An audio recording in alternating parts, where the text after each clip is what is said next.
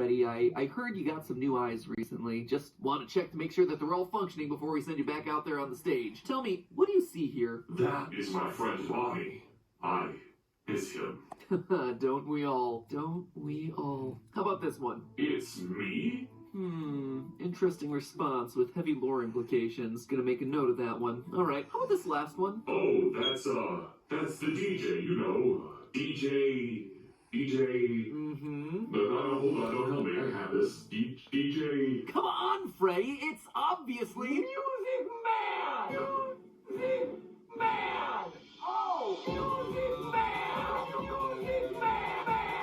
Music Man! I called it! Go!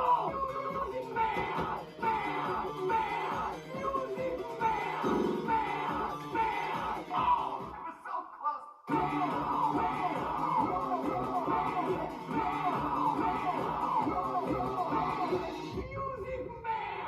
Hello, Internet! Welcome to Game Theory, where the only thing that slaps harder than our remixes is you slapping that subscribe button. A huge thank you to Doofix from the Game Theory subreddit for helping that meme achieve its true final form, and for letting me use it as a part of this video. As I write this, his masterpiece only has 400 views, so let's blow that channel up. Link is in the top line of the description. You know what to say. Fill up those comments. Let me hear you. Music Man! As the man said in the song, Let's go! Let's go! Go! say what you will about Security Breach, and there's certainly a lot you can say about Security Breach. The fact that it launched this weird, unseen animatronic from Pizzeria Simulator into meme lord status is perhaps its greatest accomplishment. And, speaking of other unseen animatronics, today's episode is actually a pair of mini-theories all about two animatronics that are notably absent from this newest game. Characters that have been with us since the very beginning of the franchise, but whose 80s shoulder pads apparently weren't big enough for the final cuts. And in a game that throws so much Freddy spaghetti against a lore wall to see what sticks, what gets excluded from the game is almost as interesting as what made the final cut. So what are the mysteries surrounding these two animatronics? Can we solve the mysteries? And what do the solutions tell us about the lore of this new game? That, my loyal theorists, is what we aim to answer today. Missing animatronic number 1, Glamrock Bonnie. We all thought it was strange when the trailers first dropped and we saw our favorite animatronics in their new 80s get-up. Freddy, Chica, Foxy, kind of, and that's an alligator. Yep, Montgomery Gator was in, and Bonnie the Bunny was out. At first, I thought this was just going to be a repeat of Sister Location. Introduce some new characters, reintroduce some old ones with new looks, and, just leave a couple out. But then, right outside of the daycare of Security Breach, we hear this. There is no rabbit at the Mega Pizzaplex. Not anymore. And that right there, my friends, is theory bait. Stick it on a fish hook and drop it in the water to reel me in. Clearly, this was more than just an arbitrary swapping of characters. There's a story here, a mystery to solve. Glamrock Bonnie did exist at some point here in the Pizzaplex and now doesn't. And the game continues to remind us of this mystery as we explore them all. While trying to decommission Chica, you have to venture into Bonnie Bowl. And while we're up there, Freddy says this. I do not come up here anymore. I miss him. We even get a collectible message from Roxy Raceway that talks about him. Quote, management report. The bowling alley needs a retheme. While most of the Bonnie art was removed, kids keep asking, where's Bonnie? Do we have an officially approved response? So yeah, where is Bonnie? The kids want to know, and heck, I want to know what happened to everyone's favorite rabbit. Well, to answer that, we actually have to follow the other messages that we get in the Faz Watch. Specifically, this security alert found behind a locked Monty gate in the game's opening service tunnel. Quote, security report 12:24 a.m. Bonnie is seen leaving his green room in Rockstar Row heading east towards the atrium. 2:40 a.m. Bonnie enters the East Arcade. 4:12 a.m. Bonnie enters Monty Golf. Bonnie is wandering around the Pizzaplex and winds up in Monty Gator Golf. And see, this is an important detail because as we see in both the game and the collectible messages, Monty has a bit of a mean streak going on. He likes breaking things. He also has a bit of an ego. I don't know if you noticed, but the animatronics in this game are unusually human compared to the ones that we've seen previously. They have personality, emotions. We see Roxy crying in her room because we've managed to escape her. We should have found him by now. It's not fair. I'm not a loser. Chica is just hungry all the time, and Monty wants to be the star. He's looking for a way to rise to the role of leader of the band, singer in the spotlight. We know this thanks to hole number 9 of the Gator Golf minigame. Monty is center stage, and Freddy is left out in the dumpster. So when bass player Bonnie comes rolling into his domain late at night, Monty sees this as his opportunity to take him out and become the bass player himself. This is all fairly straightforward just from reading those collectible messages, but it does leave me wondering why.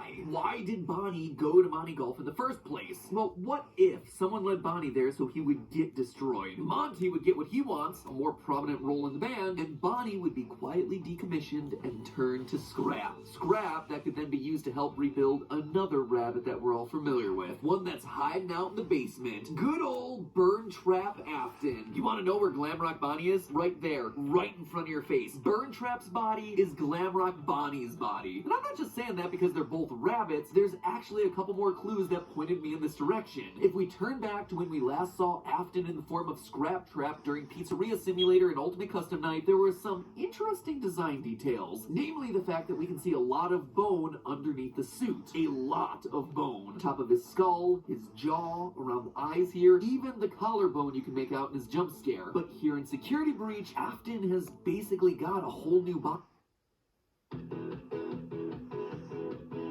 Everyone's go-to bra looks a little different. Save on your favorites from Vanity Fair.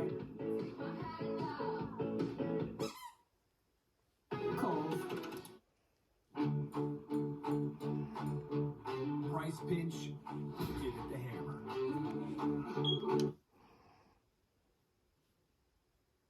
Body. As Scrap Trap, he was made primarily of bone and muscle, but now he's almost entirely animatronic, with the exception of the weird fleshy tendons that entangle the endoskeleton, as well as the skull, which now appears to be melted into the rabbit face. But we see loads of endoskeletons throughout Security Breach. We even hear Vanessa saying that they could just put old casings onto new endos if they need to. Money will run the shows until person service can slap your casing on a new endo. So why then am I so sure that Burn Trap uses Bonnie's endo when they could have used any other endoskeleton? It all comes down to the hands. They make a big point in the trailers to reveal this mechanical hand with claws at the end of its fingers, and they put emphasis on it again during Afton's ending when his hand reaches outside the recharge station. On both occasions, the focus is on Afton's left hand, a hand that was completely missing from Scrap Trap in both FNAF 6 and Ultimate Custom Night. I mean, technically he was missing that entire left arm, but you get the point. So what does any of this have to do with Bonnie? That could be any endoskeleton arm, right? Wrong. Take a look at the Glamrock endoskeletons from this game. Their hands? Yep, they don't have claws. The only animatronic whose endoskeleton does have claws? Montgomery Gator. We actually get a really good look at his hands once we've decommissioned him. But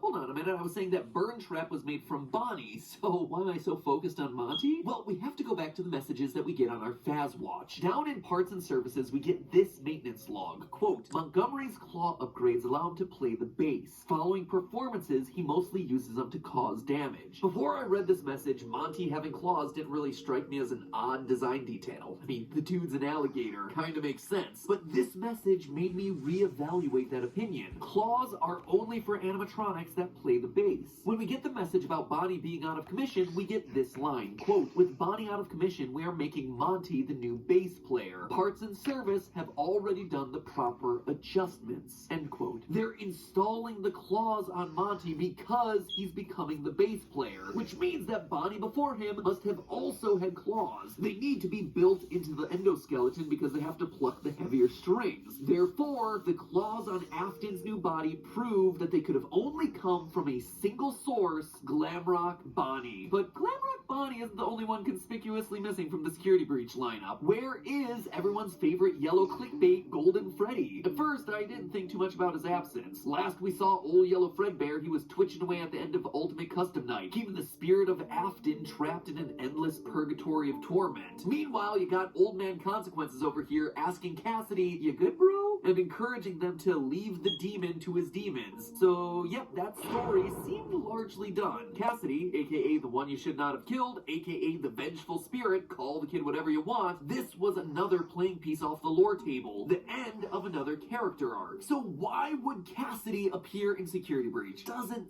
seem necessary. But then, it was more Freddy spaghetti time. Security Breach once again threw everything it had at the wall to see what stuck. And I do mean everything they had. Basically everyone and everything in the series up to this point is represented somewhere in this game. FNAF 1 animatronics, FNAF 2 animatronics, tons of references to FNAF 4, a direct connection back to FNAF 6, there's Baby, there's the puppet, there's the fun times. If my theories up to this point have been correct too, you also get Crying Child, Michael, and Elizabeth. The Aftons all in one neat little package. And that's still not all. The arcade cabinets reference everything from the original novel trilogy to the Fazbear Fright stories. Heck, in this one game you get not only one, but two, count them, two versions of William Afton. Glitch Trap and Burn Trap. You have all the versions of pretty much all the important characters throughout the franchise. So in a title that seemingly references every other important corner of FNAF lore, where's our golden boy Freddy? Well, he's there. He's hiding in plain sight, right here, inside the Princess Quest arcade games. The princess is, quite literally, Golden Freddy. Or, to be entirely accurate, it's actually the spirit of Cassidy inside the arcade game. I know, it seems crazy, right? And while I could try to bury the lead here and string this whole thing out, I'm not. There's just too much to talk about. We know that this is Golden Freddy because it's coming straight out of the horse's mouth. I guess it's the sheep's mouth because it's Steel Wool Studios. Anyway, if you dive into the game files, there's a character sprite folder labeled Cassidy. Open it up and what do you find? The princess. Now, I gotta be honest, that alone didn't convince me. Sure, it is a huge deal, and obviously the golden color of the princess is a direct connection back to everyone's favorite yellow bear, but this is also a series that's used the name Jeremy in like, what, at least 4 separate places? Is that right? 4? He's a missing children's incident kid, he sliced his face off in FNAF VR with a paper cutter, he's a security guard from the FNAF 2 paychecks, and, oh yeah, he's in the latest Fazbear Frights book. So yeah, those are the 4 instances that I can just remember off the top of my head. So forgive me if I'm in need of a bit more proof here before I call this one confirmed. So I kept digging. First, it's worth noting that in a previous theory, I suspected that the princess was actually meant to be a stand-in for Vanessa. You see, Security Breach isn't the first time that we've actually seen the Princess Quest minigame. It originated as part of the mobile port for FNAF VR when they needed some way of telling Vanessa's story. Instead of finding 16 glitching cassette tapes like you did in the original FNAF VR, the mobile port has you playing Princess Quest 1, lighting 16 braziers to eventually find the lair of Glitch Trap. Interestingly though, digging through that game's files reveals that the princess character wasn't labeled as Cassidy. This is a new thing for Security Breach, which tells me that this was also an important story element for them. A story that, now that we have all 3 Princess Quest games to look at, suddenly takes on a different meaning. When you play Princess Quest 1, you're being hunted down by black and glitchy rabbit creatures. These things are clearly working for Glitch Trap, but if that's the case, why would he be sending them to attack you? If the princess is truly meant to be a stand-in for Vanessa finding the tapes, wouldn't he want Vanessa to find them so she comes under his control? Rabbits attacking doesn't make sense. However, if we consider the Golden Princess to instead be Cassidy, back from the dead once more to try and stop William for good, then of course, Billy App. We had everything we could ever need.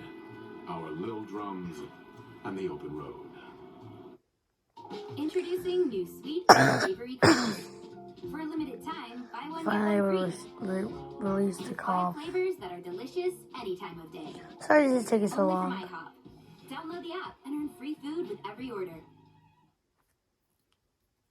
Afton would do everything he can to stop the princess. I also think that each Princess Quest represents a different phase of Cassidy's experience quite nicely. In the first one, Cassidy is helpless, an innocent, helpless child lured to a back room and killed by a monster that looms in the shadows. But by Princess Quest 3, the princess is fighting back. And not just fighting back, but doing it in the same location that we walk through in FNAF VR. Notice the large central stage, the prize corner back behind us, and a rounded side stage to the left. Now, this is an an important detail because as we see at the end of FNAF VR, we're playing in the location of the missing children's incident. Glitch Trap lures us to the back room only to shove our dead body into Freddy's suit while he dances around. This is Freddy Fazbear's Pizzeria, where the initial 5 kids, including Cassidy, first went missing. Cassidy's story truly comes full circle. Playing through Princess Quest 3 the first time, I also thought it was unusual to have a giant Chica face looming in the background watching us. Like, why? Seriously, why? You don't just do that for decoration. And then I remembered this line from Ultimate Custom Night. I was the first. I have seen everything. This means that Susie, the spirit inside of Chica, saw the deaths of everyone else, meaning that she was probably watching as Cassidy was killed. Hence why she, of all the characters, would be the one watching us in this moment. So the file name matches, the color matches, the narrative arc makes sense as we revisit important locations from Cassidy's past, but that's not all. Elsewhere in the files, there's another piece of glitch text, similar to the text that we originally saw when you approach Glitch Trap in Princess Quest 1, but this time it's much shorter. It'd be hard to decipher if we hadn't just decoded Afton's text before, but we did, and using that code, we're able to translate these dots as "it's me," the iconic phrase that we've seen every time Golden Freddy has been present throughout the series. Last but not least, Cassidy being here just makes sense with the story. Whenever there's William, Cassidy is close behind, hence the whole vengeful part of Vengeful Spirit. This is something that we actually see in the Fazbear Frights books, specifically the story The Man in Room 1280. In this story, we get a ruined, burned William Afton dying on a bed, haunted by an angry spirit named Andrew with curly black hair wearing an alligator mask. This very clearly is meant to be the book stand-in for Cassidy. In a previous story, Andrew outright says, quote, "I do remember wanting to get back at someone who hurt me. I think I attached myself to him. I got into his soul, made sure he couldn't move on when he should have died. I remember I wanted him to suffer the way he made me suffer." Basically, the two are inseparable. Andrew grafted himself onto Afton, and now their souls are mixed. So consider this. Glitch Trap was created when a bunch of circuit boards were scanned into a system to create a video game. They sent us that stuff in the first place with no explanation. It was just junk. Circuit boards and things like that. Somehow, though, there was usable code on some of it. If Cassidy was truly attached to Afton, then Cassidy's spirit would also likely be in those circuit boards, thereby creating a digital version of her, aka the princess. So yeah, I feel pretty darn confident that that is indeed Cassidy in Princess Quest. Everything I could find backs it up from a design, timeline, narrative sense. Also, the file name suggests that the king is actually Old Man Consequences. Sure, I guess. Leave the demon to his demons. Unless, of course, you want to take my sword and go ham on him. Anyway, so what does it all mean? Why is this important at all? Well, it gives us a rationale for why playing some random arcade games somehow manages to free Vanessa from Glitch Trap's control. As a reminder, if you play all 3 Princess Quest games, you get the free Vanny ending, where she turns good and joins you eating symbolic ice cream cones. But really, it's a pretty weird logical leap that playing a few random arcade games somehow gets this young woman free of the virus that's infected her brain. But now, it makes a bit more sense. At the end of Princess Quest 3, we confront a large security door that's covered in purple goo, only to get a blood-curdling scream. That goo tells us that it's Glitch Trap behind the door. It even has a glowing set of eyes on the left-hand side, which, if you squint, kinda looks like a rabbit head. This kind of goo wasn't present in the identical door within Help Wanted, implying that he is now in control. So when Cassidy unlocks the door and goes in, the digital scream that we hear from the other side is Glitch Trap dying, crying out as Cassidy delivers the killing blow and maybe, hopefully, finally, putting both of their souls to rest. Security Breach to me has been this story about endings. Throughout all of my Security Breach theories thus far, we focused heavily on the idea of characters coming full circle, giving closure to them and ending their parts within the FNAF storyline. The crying child and the missing children got their closure back in FNAF 3's Happiest Day. Henry and the puppet got their closure in the FNAF 6 ending. If I'm right about my theories, then the rebuilt Afton kids get their closure on the hillside eating ice cream here in Security Breach. And now Cassidy. While all the other dead kids of the series have been able to move on, Cassidy has always remained, always trying to chase Afton down, torturing him in purgatory for what he's done, so driven by anger and revenge that she couldn't let go. So this feels like a great ending to this chapter of the series. Finally, Cassidy gets to join the others and rest, putting aside their agony and putting an end to the Golden Freddy arc, and hopefully to Afton's arc as well. But there's still one more that's incomplete. One more series of secrets in this game that we haven't talked about yet. Tune in next FNAF episode as we wrap up our coverage for Security Breach by talking about the most controversial and frustrating part of it, the retro CDs, the mysterious Patient 46, and what all of that has to do with the theories that we've covered so far. So bite of 87 that subscribe button to ensure that you don't miss it. And as always, remember, it's just a theory. A game theory. Thanks for watching. Sorry that took so long. I don't know how long these things are. So anyways, goodbye. And I hope you enjoyed the video. Bye.